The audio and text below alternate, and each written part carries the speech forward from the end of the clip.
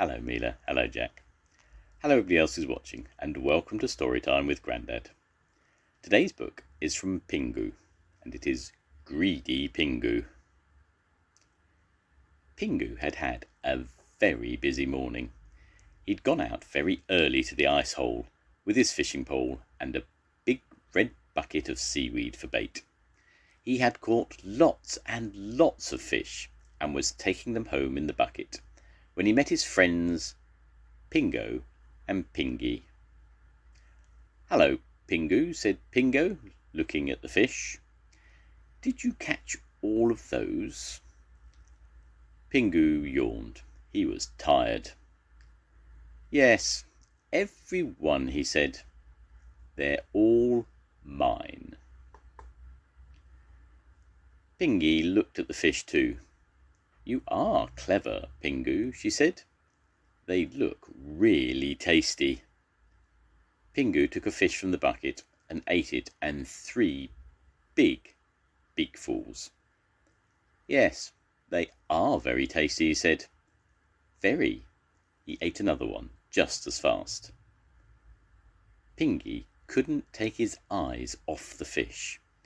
It was a few hours since he'd eaten his breakfast, and he was very hungry. He hoped Pingu would give him a fish, but Pingu didn't. Instead, he ate a 3rd fish. "Could I have one?" asked Pingu. "Me too," said Pingy. "Just a little one." Pingu shook his head. "No," he said. "No, I'm going to eat them all myself." Pingu and Pingy watched as he ate fish number 4 in 2 bites. "Oh, please, Pingu," said Pingu. "Just one each. You'll still have lots of fish left." "No," said Pingu. "They're all mine."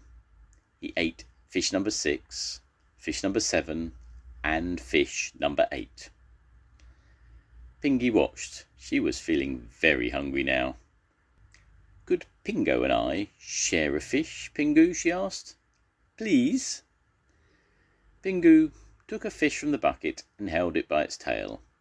He put it near Pingy's beak, but just as she was about to bite it, he pulled it away and ate it himself. That was 9 fish he had eaten. "What a mean thing to do," said Pingy. "Don't care," said Pingu. "I caught them all, and I'm going to eat them all, so there." And he ate fish number 10. "Come on, Pingy," said Pingu.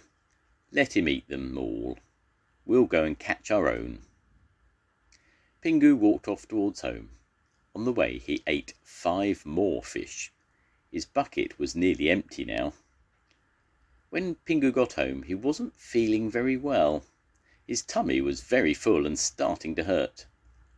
"I feel sick," he told Mama. "What have you been eating?" she asked. "Fish," said Pingu. He was starting to turn a funny green colour. 15 of them." "15?" said Mama. "Oh, you silly, greedy penguin, Pingu." But Pingu didn't hear her. He rushed into the bathroom, holding his wing over his mouth. He was very sick. Mama put Pingu to bed for the rest of the day. He felt very miserable, and his tummy still hurt. When Papa came home, he was surprised to see Pingu in bed. "Pingu hasn't been feeling very well," Mama explained. "I'm sorry to hear that," said Papa. He took a big box out of his bag. "Would a piece of my ice cream cake cheer you up?" he asked. He took the lid off the box and held the cake under Pingu's nose. Pingu closed his eyes. He turned that funny green colour again. He shook his head and pulled the covers over his head with a groan. Later on, Pingu was feeling a little bit better. Papa sat beside the bed and Pingu told him all about the fish he had caught and eaten. He told him about not sharing the fish with Pingu and Pingy too. Oh, said Papa, that wasn't the right thing to do, was it? No, said Pingu. He had a lot of time to think about it. 2 big tears rolled down his beak. It was mean. If I'd shared the fish, I wouldn't have eaten so many myself, and I wouldn't have had a sore tummy and been sick. More tears rolled down his beak, and Pingy and Pingu would still be friends with me. Papa had an idea. He dried Pingu's tears and whispered to him. Pingu nodded his head. It was a good idea. The next morning, Pingu was feeling much better. At school he went over to Pingu and Pingy. Even Pingy didn't look very pleased to see him. Well, said Pingu, what do you want?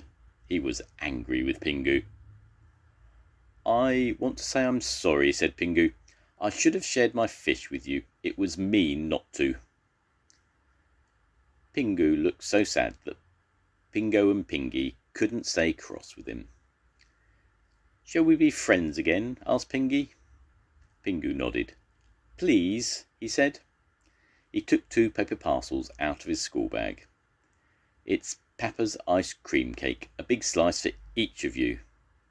Thank you, Pingu, said Pingu. Papa's cake was famous. But where's your piece? asked Pingy. Pingu had forgotten to cut a piece for himself. Oh, I forgot, he said.